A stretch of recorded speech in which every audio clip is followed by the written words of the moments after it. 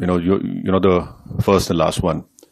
And because of that concern, our government has sent us over here and various delegations comprising of all party members of parliament to different parts of the world, so that the world knows the threat which India has been facing from last so many years. And unfortunately, we have lost huge amount of human lives. Innocent people have been killed. And the fact of the matter is that this problem emanates from Pakistan only. Unless and until Pakistan stops promoting, aiding, sponsoring all these terrorist groups, this issue will not go away. And India has exercised utmost restraint in dealing with this problem. Because if you see on the 9th or 10th of May, when Pakistan unleashed whatever it had, no amount of damage happened in the mainland India. Yes, in the Poonch area, we know what has happened. But the air defense system, what has been said by the government in the media is that all our technology, all our warfare was able to stop whatever was thrown from a failed state like Pakistan. You're absolutely right. A bomb blast took place in Rameshwaram. Those culprits have been caught. And let me also remind you that the 26/11 incident which took place in Mumbai, Ajmal Kasab was caught.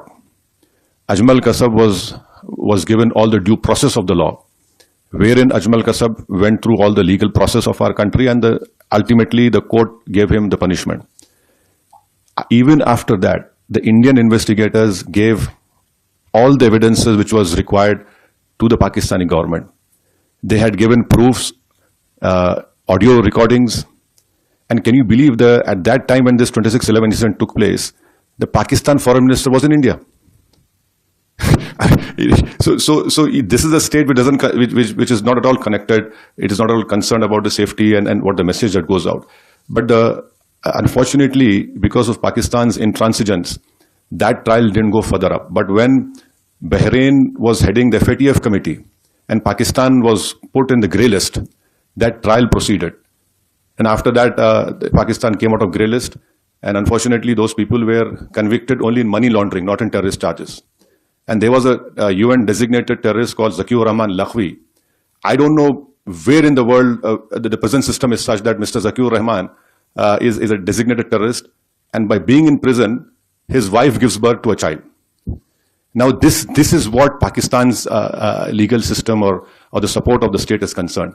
So I can only assure you, with all the responsibility, that our government has taken all the steps to protect the life and limb of every Indian, and this government has made very clear. Next time you take up this misadventure, it will be beyond what they are expecting. People were killed. So now I think there is unanimity in our country, irrespective of whatever political affiliations we belong to. Yes, we have our political differences, but when it comes to the integrity of our country, it is high time that the neighboring country understands. And I would hope and request that the Bahraini government would help us in bringing back Pakistan in grey list of FATF. Because this money has been used